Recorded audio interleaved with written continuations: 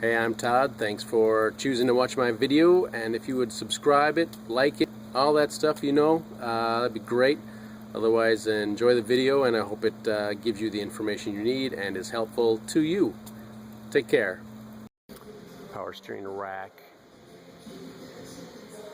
2006 Toyota Sienna is what this one is. I'm going to pull the cutter key out here, straighten it out.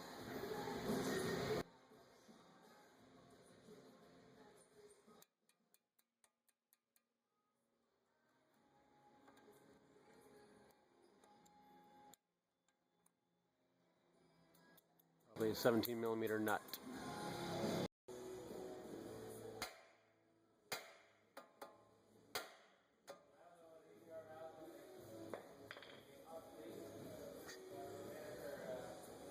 Here's my basic setup. We're going to have to take out the torsion bar right here, and you got two 12mm bolts holding it in place basically on each side. Got a ratchet and a 12mm. They're not in very tight, so it shouldn't be too much of a problem to get them out. And actually I'm considering dropping down this subframe a little bit. We'll take this bolt out here, maybe a 19 or 18, then a couple of 14s here, and a nut there. If we take these out or loosen them, then the back end will drop down a little bit, maybe give us a couple inches, and it might just give us a little more reach and breathing room for working on the car. So we've got the space now to lift this up and get to the 19mm bolt. Probably a 19mm nut on the other side. I have to hold that with a wrench maybe, and you can see my setup. And you might not even need a swivel. 1/2-inch breaker bar might be nice though. This is all-wheel drive. I'm not sure it's going to matter though. If it makes a difference to you, we'll find out, I guess, to me and to you in a little bit. It's a tight fit, but still accessible. Up there, the 19mm stud over here on the passenger side. These things kind of fall out. Whoa.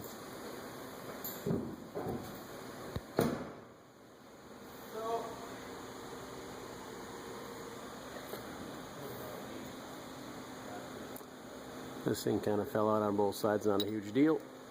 Something to be looking out for. So we'll just take this other bolt out now. Got the clamp off. The 10mm bolt out of here for this bracket. I think that's the only one. I'm kind of hoping. Don't feel anything on the other side here. Yes. 10mm bolt up above too. We could take that off. I didn't see it. There it is up there. Clamp off with the pliers, kind of tricky. Twist this and pull it off. Oh, look at that. Detached. There we go.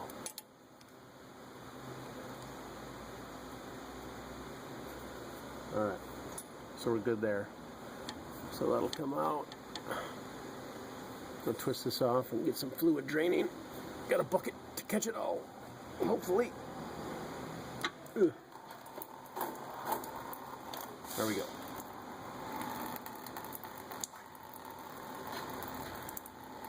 Try to hang on to this. That slips around the line over here. If you can't see it maybe on the camera, but that 12mm bolt for the steering wheel up there, I got that out. Just use a ratchet wrench, 12mm. Got that out, and this moves around pretty good. So some things are a little tight in there, but you just move things around, push things, and it'll should be fine. Got the two bolts out. Just waiting for this to drain. We'll be back, and we'll take this that last line off up there. Now that is a 17mm wrench on there, line wrench. Sure you have a good one. Actually, that whoa. This is a 17mm wrench on this line right here. So it'll break it loose. Although this hose up there is interfering with me being able to get it on fully. I did break it loose, so I think I can work with it. I'm going to switch to a stubby 17mm, but you may end up taking this upper hose off so you can get your wrenches on there. But I was able to break it loose. I'm going to use a 17mm line wrench again to break it loose like I did, and then a 17mm stubby wrench to take it off the rest of the way.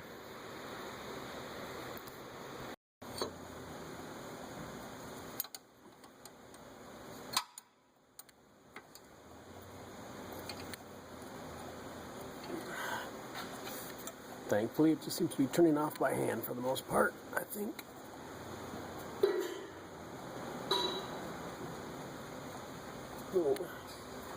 Alright, it is off. This might be a job where it might be good to have a friend help you. It's just a little awkward and long, because we'll be fishing it out of one end or the other here. Probably the driver's side.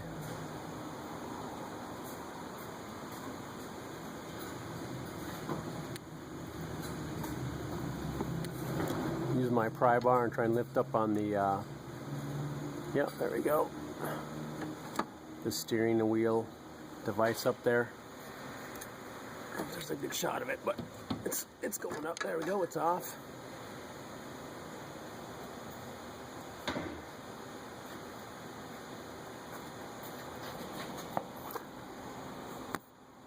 Got a 12mm bolt up there.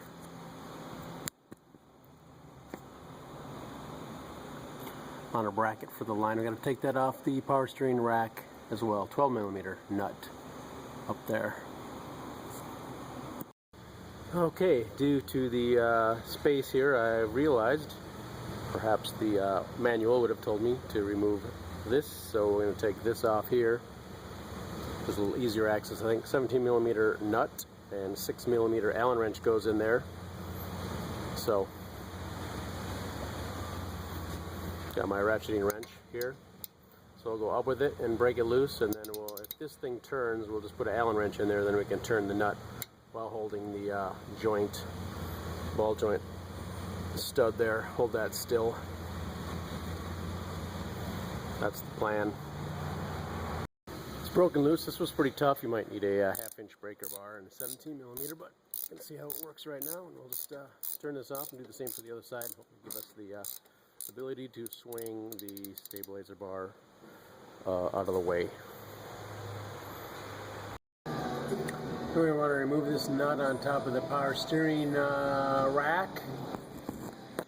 It's right up there, so it's probably a 12mm. Again, all bolts are left to loosen, right to tighten, and maybe able to take a screwdriver or a pry bar and pry in that gap there that you see and help ease it to slide off and slide it back on.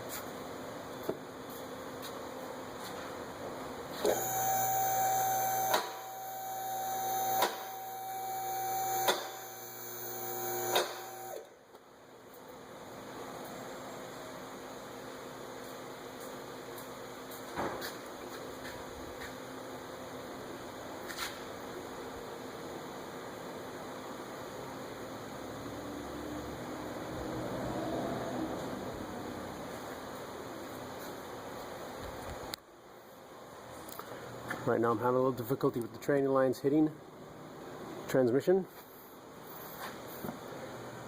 Right there, and it also seems to be hitting the exhaust. So between that and the exhaust, so I guess we'll find out if there's a way to twist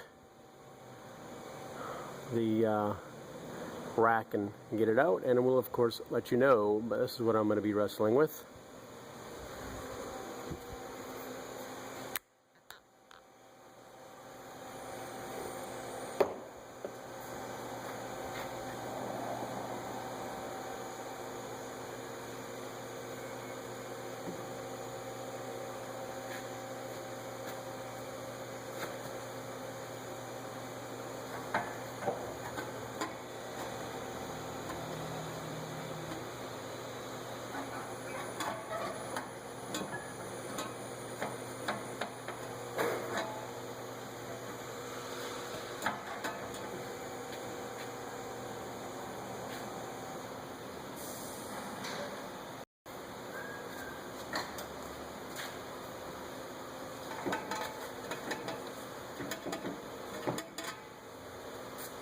So close.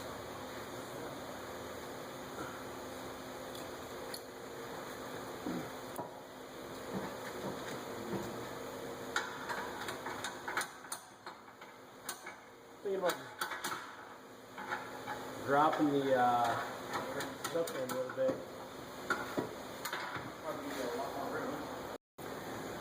We did drop. Took all the bolts out. Whoa.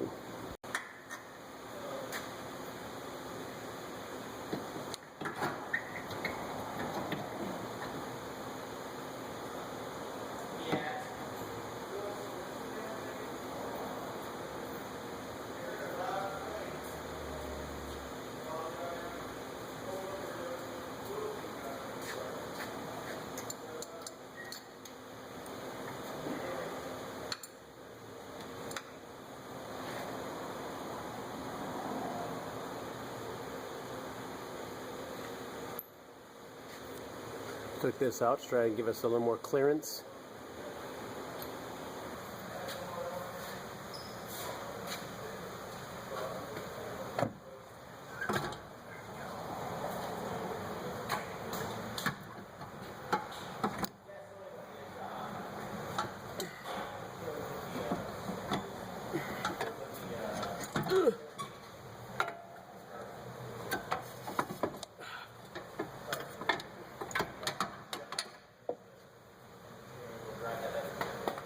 What we got on your EGR, whatever you need to do.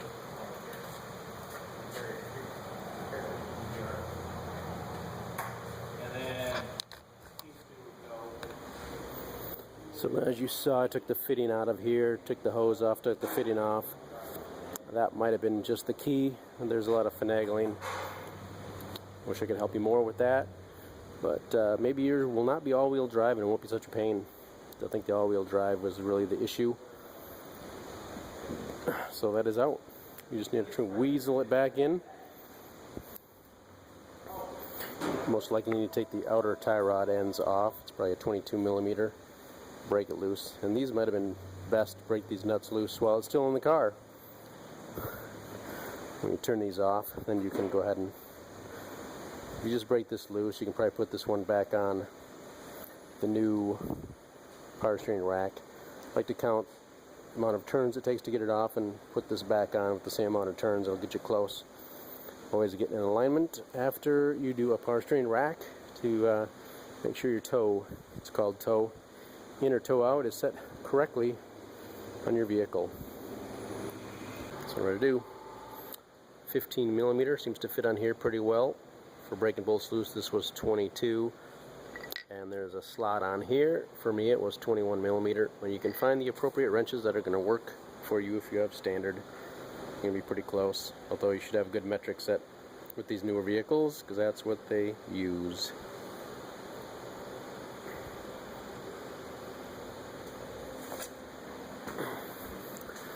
Here's what I got in the kit too. 2 new cotter keys and an O-ring. We'll put this on one of the lines. I kind of expect I should get 2 of them, because I think there's one for the high pressure line and one for this other line as well. Where is it? This one. Yeah, there's one on here. There's probably one on this line as well up here. Yep, this one here. So they should have given me 2 O-rings, so I'm going to find another one. I'd recommend replacing them both. Oh, look at that. There's a second one in the box. So I did get 2. There we go. 2 O-rings and 2 cotter keys. So we get everything set in place. We have our nuts back on both sides. We got our numbers. We got 19 on one side and 20 on the other. Wrote everything down. Actually wrote it right on there.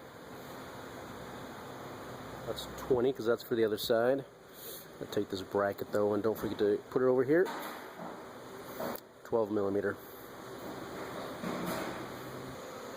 Here's a couple of the pliers I was using to get to the clamps. Up here, and when you put these on, you'll see marks in the hose. Try and put these clamps right back on where the marks are. That's my best advice. We've seen coolant hoses leak when they're not in the same spot. So might as well do that for these as well. Got that almost in place up there. Hopefully it's going to be close. Kind of remember where it was and put it in the same spot as far as angles go. And I think that's about it. Well, any other surprises, we'll put it back together. I do think this is helpful. 19 and 14 millimeter. You can drop it down. We got an inch on each side. We got about an inch, so pretty happy about that. It gives us more space to get to all this stuff up here. So we're tightening up our rack first. Actually forgot to do that, but I can get a 17 and 19 millimeter wrenches right in here, both sides, so it's no issue. Always start your bolts by hand. That's what I'm doing right now. 12 millimeter bolts. Starting them by hand. Make sure they go in, then I can tighten them up with a wrench or with a air ratchet, but I got them all started by hand. Always try and do that with all your bolts. Right, got our tie rod ends put on and counted, and put the key in the hole. When turning this, we want to make sure that if for whatever reason you're turning this, it doesn't twist up this boot. That can happen. You can see everything's nice on this one. Go to the other side, check. Didn't do a lot of twisting, so it shouldn't be an issue. Boom. So we're good there.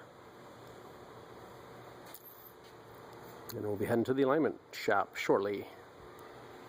Wheel lug nut torque is like 80 foot-pounds if you're got that available.